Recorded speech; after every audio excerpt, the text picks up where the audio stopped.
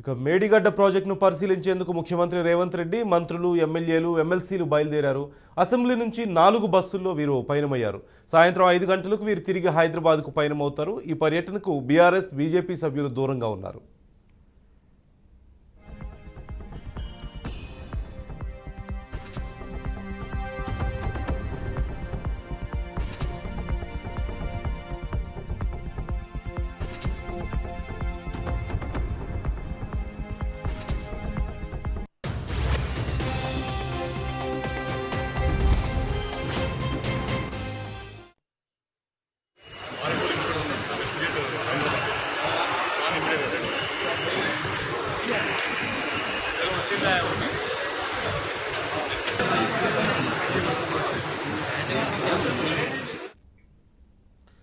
అంతకుముందు శాసనసభలో ఈ అంశంపై ఆసక్తికర చర్చ జరిగింది. ప్రపంచంలోనే అద్భుతమంటూ బీఆర్ఎస్ నేతలు పొగుడుతున్న కాళేశ్వరం గొప్పతనాన్ని కేసీఆర్ స్వయంగా వివరిస్తే బాగుంటుందంటూ తెలంగాణ ముఖ్యమంత్రి రేవంత్ రెడ్డి అన్నారు. మేడిగడ్డ బ్యారేజ్ సందర్శనకు మాజీ సీఎం కేసీఆర్, హరీష్ రావులతో పాటుగా ఎమ్మెల్యేలు ఎమ్మెల్సీలు అందరూ రావాలంటూ కోరారు. కేసీఆర్ కోసం ప్రత్యేకంగా బేగంపేట ఎయిర్పోర్ట్లో ఒక హెలికాప్టర్ను ప్రభుత్వం సిద్ధంగా ఉంచిందంటూ చెప్పారు.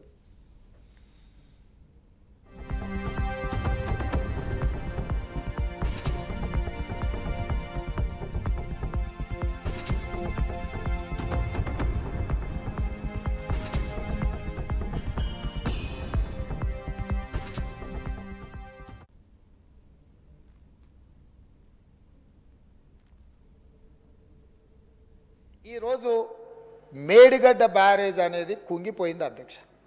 కుంగిపోయినప్పుడు గతంలో ఉన్న ప్రభుత్వం ఏం చెప్పింది? బ్యారేజ్ కింద ఇసుక కదిలింది, ఇసుక కదిలితే ప్రాజెక్టు కుంగింది అని చెప్పింది అధ్యక్ష. నేను తమరి ద్వారా అడుగుతున్న అధ్యక్ష, ఇసుకలో పేక మేడలు కట్టిండ్రు అధ్యక్ష. ఇసుక కదిలేటట్ల ప్రాజెక్టు బ్యారేజు కట్టి 1000 కోట్ల రూపాయలు ఖర్చు పెట్టి ఈరోజు అది కుంగిపోయితే చుట్టూత పోలీసు పహారాలు, వాఘా బార్డర్లో కూడా అంత పోలీసు పహారాలు లేవు. అంటే భారత్ పాకిస్తాన్ సరిహద్దులో వాఘా బార్డర్ ఉంటుంది. అంటే పాకిస్తాన్లోకి వెళ్ళాలి అని అంటే అక్కడ మొత్తం శత్రు దుర్భేద్య విధంగా పహారాలు కాస్తుంటారు పోలీసులు, అక్కడ ఉండే ఆర్మీ. అంతకంటే ఈ మేడిగడ్డ ప్రాంతంలో పిట్ట కూడా ఎగరడానికి వీలు లేకుండా ఆనాటి ప్రభుత్వం ఆ కుంగిన బ్యారేజ్ను ఎవరిని చూడకుండా దాన్ని దాచిపెట్టినరు. దాంతో కేంద్ర ప్రభుత్వం దీనికి సంబంధించి ఫిర్యాదులు అందిన నేపథ్యంలో నేషనల్ డ్యామ్ సేఫ్ అథారిటీ అధికారులను పంపించి ప్రాథమికంగా ఆ ప్రాజెక్ట్ ఏం జరిగిందో చూసి ఒక నివేదిక ఇచ్చిండ్రు. ఆ కేంద్ర ప్రభుత్వం నుంచి ఇచ్చిన సాంకేతిక నిపుణులు ఇచ్చిన నివేదికను కూడా గత ప్రభుత్వం తప్పుపట్టింది. మాజీ సీఎం కేసీఆర్ ప్రాజెక్టు రీడిజైన్ అనే బ్రహ్మ పదార్థాన్ని కనుగొన్నారని, దాంతో ప్రాజెక్టు అంచనాలను ఇబ్బడి ముబ్బడిగా పెంచారంటూ రేవంత్ రెడ్డి విమర్శించారు. మేడిగడ్డ బ్యారేజ్కి పగుళ్లు ఏర్పడిందంటూ ఆందోళన చేసిన ప్రతిపక్షాలను అప్పట్లో అడ్డుకున్నారంటూ గుర్తు చేశారు. భారీగా పోలీసులను మోహరించి బ్యారేజ్ పైకి ఎవరూ పోకుండా అడ్డుకున్నారని, మేడిగడ్డ బ్యారేజ్ ఫెయిల్యూర్ను గత ప్రభుత్వం దాచిందంటూ రేవంత్ రెడ్డి ఆరోపించారు. మాజీ మంత్రి ప్రశాంత్ రెడ్డి మరో అడుగు ముందుకేసి బ్యారేజ్ను బాంబులు పెట్టి పేల్చేశారంటూ పోలీసులకు ఫిర్యాదు చేశారంటూ గుర్తు చేశారు. బాంబులు పెట్టి పేలిస్తే శకలాలు గాల్లో లేస్తాయని, భూమిలోకి కుంగదంటూ సీఎం రేవంత్ రెడ్డి చెప్పారు. ఈ విషయం ఆలు చదివే పిల్లోడికి కూడా తెలుసంటూ ఆయన ఎద్దేవా చేశారు. అక్కడ మొత్తం ఈరోజు మంత్రి గారు కూడా నిన్న అంతకంటే ముందు మొన్న ఇదే సభలో మంత్రి గారు కూడా అధికారికంగా లేఖలు రాసినరు. ఇంక్లూడింగ్ ప్రధాన ప్రతిపక్ష నాయకుడు కల్వకుంట్ల చంద్రశేఖరరావు గారికి, అదేవిధంగా భారతీయ జనతా పార్టీకి, ఎంఐఎంకు, సిపిఐ సభాపక్షాలకు అందరికీ కూడా ఉత్తమ్ కుమార్ రెడ్డి గారు లేఖ రాసి ఈరోజు 10 గంటలకు సభా సమావేశాన్ని ఏర్పాటు చేసుకొని దీని మీద ఆహ్వానం పలికి ఆ తర్వాత మనము అక్కడికి బయలుదేరదామని చెప్పడం జరిగింది అధ్యక్ష. ఈ నేపథ్యంలో ఈరోజు మనమందరం మంతనికి వెళ్ళి మేడిగడ్డ బ్యారేజ్ను చూసి వాటి వివరాలన్నిటినీ తెలుసుకొని కల్లారా చూసి విజిలెన్స్ ఇచ్చే నివేదికను అక్కడ వాళ్ళు శాసనసభ్యులకు, శాసనమండలి సభ్యులకు వివరించిన తర్వాత మంత్రులతో సహా అది చూసి వచ్చి రేపో ఎల్లుండో తమరి అనుమతితో సాగునీటి పారుదల శాఖ మంత్రి గారు శ్వేతపత్రాన్ని సభలో పెట్టబోతున్నారు, చర్చకు తీసుకురాబోతున్నారు. ఈరోజు మంత్రి గారు కూడా నిన్న అంతకంటే ముందు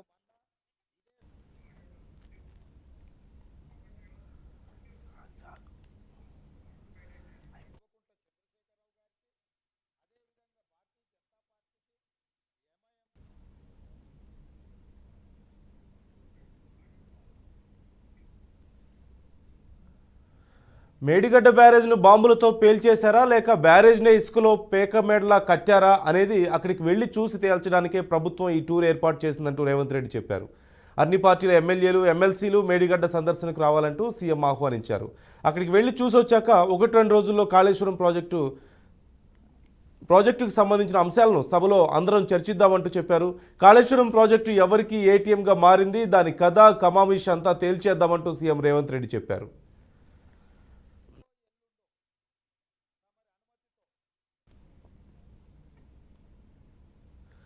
అసెంబ్లీని ఏకపక్షంగా నిర్వహిస్తున్న తీరును తాము తీవ్రంగా వ్యతిరేకిస్తున్నామంటూ బీఆర్ఎస్ ఎమ్మెల్యే మాజీ మంత్రి హరీష్ రావు అన్నారు. అసెంబ్లీ వాయిదా అనంతరం హరీష్ అసెంబ్లీ మీడియా పాయింట్ దగ్గర మాట్లాడారు. అజెండాలో లేని అంశాలను చేర్చి రేవంత్ సర్కార్ ఇష్టానికి వ్యవహరిస్తోందంటూ మండిపడ్డారు హరీష్ రావు. సభా సాంప్రదాయాలను ఉల్లంఘిస్తూ ఏకపక్షంగా శాసనసభ నడుపుతున్నటువంటి తీరును మేము తీవ్రంగా ఖండిస్తూ ఉన్నాం. ఎజెండాలో లేకపోయినా ఈరోజు సడన్గా దాని మీద ఒకవైపు ఎల్ఏ మినిస్టర్ గారు, ఇంకొక వైపు ముఖ్యమంత్రి గారు మాట్లాడడం, మరి వారు మాట్లాడిన తర్వాత ప్రధాన ప్రతిపక్షానికి మైక్ ఇవ్వమంటే మైక్ ఇవ్వకుండా సభను వాయిదా వేసుకున్నటువంటి తీరు ఇది పూర్తిగా ప్రజాస్వామ్య విలువలను మంటగల్పే విధంగా ఉంది. అయితే ఈరోజు కాళేశ్వరం ప్రాజెక్టు మేడిగడ్డ పర్యటన పెట్టి ఏదో గత ప్రభుత్వం మీద బురద జల్లాలనేటువంటి ప్రయత్నం వాళ్ళు చేస్తూ ఉన్నారు. యాక్చువల్గా కాళేశ్వరం అంటే ఏంటి? కాళేశ్వరం సమగ్ర స్వరూపంలో కాళేశ్వరం అంటే 3 బ్యారేజీలు, 15 రిజర్వాయర్లు, 19 సబ్స్టేషన్లు, 21 పంప్ హౌజులు, 203 కిలోమీటర్ల టనెళ్ళు, 1531 కిలోమీటర్ల గ్రావిటీ కెనాలు, 98 కిలోమీటర్ల ప్రెషర్ మెయిను, 141 టీఎంసీల సామర్థ్యం కలిగిన రిజర్వాయర్లు, 530 మీటర్ల ఎత్తుకు నీళ్లు లిఫ్ట్ చేసే వ్యవస్థ, 240 టీఎంసీల నీటి వినియోగం. ఇది కాళేశ్వరం యొక్క సమాహారం. ఇదేది చూపకుండా ఒక బ్యారేజీలో కొన్ని పిల్లలు కుంగిపోతే దాన్ని భూతద్దంలో చూపించి కోడిగుడ్డు మీద ఈకలు బీకే ప్రయత్నం చేస్తూ ఉంది ప్రభుత్వం. నేను అంటా ఉన్నా ఈ ప్రభుత్వాన్ని, మీరు వెళ్తూ ఉన్నారు సంతోషం, వెళ్ళండి. వెళ్ళేటప్పుడు మార్గ మధ్యంలో రంగనాయక్ సాగర్ రిజర్వాయరు, మల్లన్న సాగర్ రిజర్వాయరు, గలగలా బారుతున్న కూడవెల్లి వాగు, ఫిబ్రవరి నెలలో కాళేశ్వరం నీళ్లతో ఈరోజు కూడా కూడవెల్లి వాగు గలగల బారుతుంది. పక్కనే ఉన్న పచ్చటి పంట పొలాలు కూడా చూసి వెళ్ళండి. కాళేశ్వరం ఫలితాల రైతులను అడగండి. మీరు వెళ్తేటప్పుడు దుబ్బాకలో, సిద్దిపేటలో, బెజ్జంకిలో, కరీంనగర్లో, గజ్వేల్లో కాళేశ్వరం ఫలితాలు అందుకున్న రైతులను అడగండి. ఎలా మాకు మేలు జరిగిందో ఆ రైతులు కూడా చెప్తారు. సభ